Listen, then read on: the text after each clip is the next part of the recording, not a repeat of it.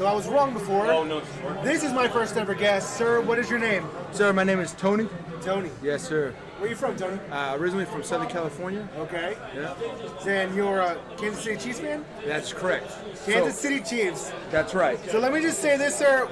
I was literally all up inside Patrick Mahomes' ass the other day on my podcast. He is Michael Jordan in the NFL right now, dude. He is Definitely a generational talent. He's amazing. Definitely. Amazing.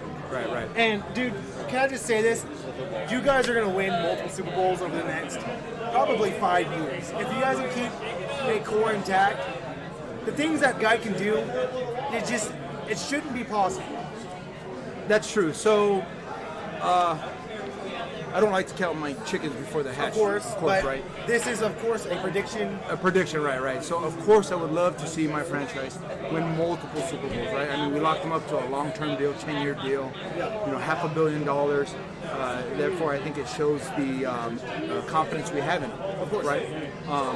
He was blessed. Okay, so there's Patrick Mahomes is definitely a generational talent. Yeah. The throws he makes, the way he can move his body, obviously, is just out of this world right now, right? It's amazing. It's amazing. You know, a lot of it can be attributed and credited to his baseball background, right? The way he can move that arm. Out of Texas, he was a great prospect. Absolutely.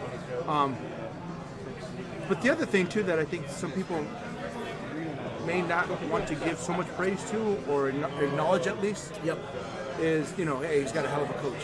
Oh, hell of a coach, right? Hell of a coach, hell of a ownership. Oh, for sure. Right? One of the longest owners in the NFL/AFL, right? The Hunts. So he's got a great support channel, right? From the owners to the coaches. Great organization. Great organization, right? And great fans. city, great fans, exactly, right? So, and also great players. We signed a lot of our players to long-term deals. Yep. A lot of them could have probably seek more money out. Oh, for sure. But I think they saw that, hey, we could be part of something pretty special. yeah, the thing is, whenever you know you're going to be part of a dynasty, players are willing to take a little bit less because they know that they can reach that great a talent. And, it's easier to make a Hall of Fame. Especially when you have a Hall of Fame quarterback. Look at Elway. How many of his players made the Hall of Fame just because Elway was fucking fantastic, right? Right. And Pat Mahomes is that for us right now in 2020, Yeah. So I've heard people say that too, right? Of course, they want to take less money to play with Patrick and that organization. Like I said, we talk about the whole support channel. Of course, they want to take less, and they compare us to the Patriots. I would argue that a little bit. And this is what I'm saying. Yes, the great players came to the Patriots to take less money to chase that Super Bowl. Yeah. However, those players were already later in their career. For sure. Junior Seau, Randy Moss. Right. Some of these players were already in their career. We're talking about young players in their prime taking less. Oh, yeah. Who have already won a Super Bowl. Kelsey, Tyreek, our offensive line, our defensive line. Clark came over. So we have players in their prime. Yep. Who already won a Super Bowl. Sammy Watkins, right? There's a great example, right? Holy key, how that guy has been key for us, right? Oh, that yeah. guy's been awesome. Definitely. Nothing but awesome for us. But our players that have taken pay cuts have taken them in their prime. Oh, yeah. Where the Patriots players have taken them out of their prime. They needed that Super Bowl, chasing that ring to solidify their Hall of Fame record. Right. Resume. Basically, and the Patriots were already a great ran organization. They came, they saw the greatness. The thing is, the Kansas City Chiefs are different, you're right, because they built their foundation. They built that foundation. They drafted Travis. They drafted Tyreek when no one else would because, he had those issues. And Kareem Hunt. Kareem Hunt, too. Man, I knew Kareem Hunt was going to be a problem when I watched the Senior Bowl, and he was bulldozing guys, man. Out of Toledo, I was like, who is that guy with the bolt on his helmet? Because he was insane. Oh, my God. And the fact that you guys saw that and took him in the third round, I was beyond like just jealous because like I love Kareem Hunt coming out of Toledo, man. Yeah. Toledo. Yeah. Right? I mean, and once again, I go back to our staff, our support structure, right? From the owners to our scouting, to our head coaches, to all these people that do their work and their diligence, right? I love the fact that our organization is now, or not now, but in the past couple years here, have been trying to look for prospects and homegrown our own talent, right? As opposed to the Raiders or the Redskins who are chasing these big name free agents and trying to buy a team. Yeah. You know, and yeah, maybe some teams have been successful that way, but if you look for longevity, you look for dynasties, these guys have homegrown it. Patriots, I love Patriots. As soon as they get a superstar that they've made into a superstar and you start asking for more money, no, thank you, sir. Go ahead. Sorry. You know, Our foundation is, you know, if you either want to be part of us or you don't. That's right. And we're not going to outbid. We're not going to outbid ourselves. You know, this year, you know, this week we have the Patriots coming up, week 4. Everybody counted them out. I think initially before they signed Cam Newton. Yeah. You know, everybody. Cam Newton took $1 million. Oh my God. Right? And now look at them. Look at them, bro. They were like 1 yard away from being 3-0. It's like everyone was counting the Patriots out this year, and they're like, you know what? We're just gonna go ahead and sign Cam Newton for $1 million. It doesn't ever make sense to me because September has never been a Patriots year. If they use that month to just kind of fill it out, and they're filling it out at 2-1 right now. Yeah, 1 yard away from being 3-0. Right. Come on. My one pushback about the Cam Newton thing is they are running him a little bit too much for my liking because Cam Newton hasn't had a great 4 years because of that 2015 type of play. Yeah. Yeah, that 2015 season whenever he was MVP Superman Cam, and after that year, all the hits, they piled on, and then his body deteriorated to the point where he couldn't play for the last 2 and had to heal. I totally agree with you. However, this is what I'm a firm believer that they told Cam, hey, listen, buddy, for these first month, we're going to run you extremely light to show that you still have it. Right? We have it. And then we're going to back it off. I believe week 5, 6, maybe even this week, but more 5, 6, 7 from here on out, they'll back it off. Because what they want to do is put the fear of the rest of the league. Like, hey, look, he's back. He can do that. He's back. And if I want, I can do this for 16 weeks. Yep. It's going to people, now I got a game plan for that. But hey, you know what? Bill Belichick's smart man, right? He's a genius. He's a genius. So, anyways, but let's go back to my beloved Chiefs. Back to the Chiefs. Right? My Chiefs. Of course, I think it's okay to talk about your opponent. You never want to underestimate your opponent. Of course. Yeah, I'm just happy to think or know that our players took a pay cut in their prime after winning one Super Bowl already. Yep. So I think that's the only kind of distinction between us and the Patriots right now as far as, you know, people go to the Patriots, take pay cut to be part of a dynasty. Yeah, it's mostly in their later career, when they're chasing that ring. Our guys are doing it in the prime of their careers. Right. Already have a ring. And the thing is, I think you guys are better drafters than the Patriots also. I mean... absolutely, right? Yes. That's the one thing... That's the one thing I think Bill Belichick can't do is really draft that well. That is definitely his one flaw, right? I wouldn't say kryptonite by far, but because the thing is, I think what Bill does is like, yeah, I can't draft well, but I can watch and analyze. And whenever you give up on a certain player, whenever you don't sign a certain guy that fits my scheme, whenever you do something that maybe you didn't get the best out of that player, and he knows he can, and he can get them for cheap. So that's the thing about Bill is he's not a great draft analyst, but a great free agent analyst, I would say. So yeah, I mean, history will show you that Bill Belichick's draft picks have been the greatest, right? Have not been the greatest. However, history will also show you his off-season acquisition of players to fit his particular scheme. You know, brings them in, breaks it down to him. Hey, listen, this is what it is, and if you want to be part of an organization, then you got to play ball and you got to do it, right? And, you know, so I mean, yeah, I think he's pretty good. It's weird because I think he's a good character, a good judge of character of people once they've already been in the system. Because as far as drafting people, however, his wide receiver from Arizona that he drafted last year, this year he's showing leaps and bounds. Yeah, but you know, leaps and bounds compared to last year. Comparatively, yes, but also not what you would want from a first-round wide receiver. Because like if you're drafting a wide receiver in the first round, you're expecting them to come in and at least contribute. Like Justin Jefferson for the Vikings came in last week and 175 yards, right? It didn't take him 3 years or 2 years to. Yeah, but look at the playbooks. Right. Look at the systems. I get it. Look at the quarterbacks. He had Brady. But that's what I'm saying. The other dude had Chad Johnson? Kirk Cousins, Oh, right? yeah, Kirk Cousins. Yeah. So I mean, you look at those two receivers. One comes into the Patriots way, the playbook that's probably so complicated, the quarterback that's just so meticulous, and then you get into be here. You know, I expect you Kirk to Cousins just winging it. right backyard football kind of. You know, he's not very good. I mean, yeah, different systems. But, Different system, But that's what I'm saying. It's like, if you know that the system you have, maybe don't take a receiver in the first round. Maybe take a lineman or something like that. I mean, do whatever the hell you want. It works. But for me, from a draft, because I'm a huge drafter, I love the draft. I love the season. I love watching football. But analyzing the draft is like, that's my thing. Like I said, huge fan of you guys' draft system. It's amazing. That hasn't always been that way.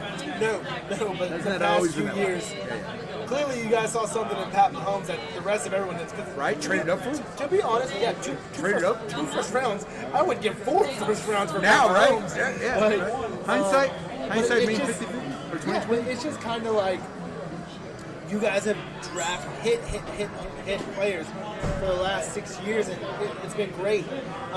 Yeah, not historically great drafters, but like you guys have pretty great players too. Like, dude, Tony Gonzalez probably one of the most superstar Chiefs ever. Yeah. You know? So Tony Gonzalez is definitely one of our cornerstones. You know, one of our founding fathers, or just a good guy. Yeah. Austin, who's that running back from the Texans that from Texas that was a Chief? Jamal. Oh, Jamal Charles. Jamal Charles. Yeah. So Priest Holmes, right? So our running back, I think, have always been good. Ricky Williams. We'll go all the way back to Christian Okoye, the Nigerian Nightmare. Right. Running back's never an issue, right? Priest Holmes, Jamal Charles. Priest Holmes, I think, would have been somebody great if he didn't have his injury, that whole hip injury, right? For sure. So, you know, you look at our running backs in the Kansas City Chiefs organization, yeah, we can run the ball. You know, our biggest problem I've always been, I thought, at wide receiver on the offensive side, because we had a running back and we had a tight end, Tony Gonzalez, you talked about, right? The only problem is when you play the Chiefs, you stack the box because the tight end's going to line out on the inside most of the time, Tony Gonzalez, and you're going to block the run. We didn't have any big wide receiver threat. Now, when we drafted Dwayne Bowe, who was a big wide receiver, had the big body type, kind of like a kind of like a Calvin Johnson, big body type. We thought we were going to get somebody there, right? Yeah. It just didn't pan out. They wanted to be a rapper more than they wanted to be a It just football didn't, player. it just didn't pan out. That just. Didn't I pan mean, out, you miss sometimes, man. You miss, you know. Dude, trust me, my Bengals took John Oh, Ross. you're a Bengal fan. My Bengals took John. Oh, hence the Yeah. Yeah, my Bengals took John Okay. Ross instead of Pat Mahomes. When we no one was sold on Andy Dalton. But nobody is sold on. Let's be honest. No one was Pat Holmes. So I also wasn't a huge Pat Mahomes guy, just because the air raid doesn't produce a whole lot of Not great in NFL talent. No, It doesn't. It I just agree. doesn't. I It just agree. doesn't. However, looking at Murray now, Patrick Mahomes. Yep. But anyways, go ahead. Yeah, I'm Yeah. sorry. But you're right. You're right. Absolutely. I Yeah, agree. but at the time, no one really saw that coming. And like us switching to a more pass-heavy league just made that air raid offense flourish a little more in the NFL. And the activation of the RPO too is a huge factor in it. Absolutely. But Pat Mahomes, I knew he had crazy ability. It's just, I think that he had to be in the right team to mold that ability to what it could have been. Absolutely. Which I think the Chiefs have definitely done that to this point. Absolutely. And, you know, to get off the Pat Mahomes thing, because I literally talked about it for like 20 minutes today. Oh on man, a I wish I podcast. was here 20 minutes ago. Then. Let's talk your defense, man. I am man. Oh my really God, right? impressed with your Right? defense. Yes. Right? So first of all, I think that D line is just amazing. The way they get. I watched. I love football. I can watch games over and over and over. I'm gonna throw his name to you. Tano Campesino. I loved him coming out of the draft. I'm like, listen here, if we can get this guy in the 5th round, which I think that I don't know. When did you guys take him? Third round or fourth round? Fourth round, I believe. Fourth round. I was like, I would take this guy to replace Carlos Dunlap in the future because they're the same player. Yeah. They're the same fucking player. So my guy, I have believed for the last, so obviously you had Super Bowl year last year. Right. The year before was a great season too, right? So the last 2 years were good. Actually, so last year our defense came on towards the second half of the season, right? Yeah. New defensive coordinator, took about a half of the season to come on. You know, we picked up Frank Clark last year, great pass rusher. We signed Jones. Anyways, I think our defensive line in general have always been pretty good, right? Yep. I mean, you look at Johnson, you look at I love Chris Jones. Brett Jones. God, I love him now, he's right? amazing. So our defense, I thought has always been, our D-line have always been good. It's always been our secondary I've been cautious about, right? I thought our linebackers were pretty good too. Tyrann Matthew, solid. Oh my God, right? Solid, right? The Honey Badger. The Honey Badger, because it brings that veteran leadership. Also, young player I love. See. Juan Thornhill. Thornhill was a Love good, him. right? Love him. Oh, Love my him, son love can't. him. So my son's a Chiefs fan, right? Yeah, clearly. He's right, because if not, they don't fucking. Yeah, you get, no, that's They don't eat. They don't eat, right? They don't eat. But my son's probably a more. He's not more of a Chiefs fan than I am. However, I would be if my Chiefs are doing bad. I curse them. Yeah. Just that. My son is so optimistic. It's disgusting. Yeah. It's like, dude, you don't know what pain stop. is. Just stop being so optimistic. I promise you, dude. In the Super Bowl last year, in the third quarter, when all the Chiefs fans were cussing and screaming, there was only one Chiefs fan, my son, who was like, "Don't worry, guys," and it would have made me sick to hear him You want to speak. shout him out, man? Yeah. So, hey, Tony Viera, he's a fourth actually, right? Hey, buddy, I love you so much. I've always, you and I, same team one, my first son, and that dude's a beast, man. I really love the man he's become. He's 24 years old. Him and his girl, they moved back to Colorado, so he's in Bronco hell. Oh, yeah. Yeah, but he's holding it down, holding it strong, and that guy, man, I'm telling you, when I watched the Super Bowl last year, there was one guy I knew that was like, hey, you know what? If they're gonna win it, and who's having positive thoughts, it's him. Oh, yeah. But yeah. So, anyways, love Thornhill. Yeah, love Thornhill. Loves He's a great player. He's a Great player, right? Great player. So our defense. We talk about our defense. Man, these guys are just now, I think, gonna hit their stride. Amazing, right? That D line. I mean, I watched the game last year. Last week. Just watch like Frank Clark, Chris Jones. Right, the man that you just mentioned, I can never say his name. Yeah, they may not make every tackle, but they're hustling every tackle. Well, they're rushing, dude. Right. Well, the thing is, they also held Lamar in the pocket. Dude, talk about disciplined football. That's amazing, right? Like this guy was gonna run everywhere, Trust me, dude. and he runs everywhere. On everybody else. you guys have 4 sacks on Lamar Jackson, which is amazing. I couldn't be more proud of our defense. Of course, right now. dude. I think that you guys probably have. If I was given odds right now, percentage-wise, I'd probably say a 60, probably 7% you guys are going to win a Super Bowl. I mean, that's incredible fucking percentage. That's good. For any Right. team. Right. I mean, I just don't think that anyone can keep up with your offense, and your defense is way more solid than it was last year. It's our second year. And just coming from just a football fan and analyst and just watcher and lover of football, the Chiefs they're almost, I'm not gonna say like a 99 overall team, but they're damn close, man. They're pretty close, brother. They're pretty close. They're I mean, like Madden-wise, the overall, the Chiefs, I'd probably say like a 96, 95, 96. they got to be up there high, right? They got to be all the way around. I mean, you look at the playoffs this year will be different, right? Because there's only one bye. Only one bye. You guys gotta get it. We got to get it right. I mean, I believe we will be in the AFC Championship without a doubt. I honestly believe that. I mean, and not because I'm a Chiefs fan and I don't jinx them. I just believe we will. I just think we have a great team. We have great chemistry. We brought back so many more players than with the COVID preseason, where people didn't get to maybe connect and gel together. We didn't have that problem, right? In the AFC. So I think in the AFC, we will definitely be there. I think the Ravens will be there in the end. think the Patriots, believe it or not, I believe the Patriots will be close. Yeah. So with that being said, I think every game is important for us to lock up that number 1 seed. For sure. Now, when you look at the NFC, however, man, there's some good players out there. There- So there- I think Patrick Mahomes is the best player in the NFL.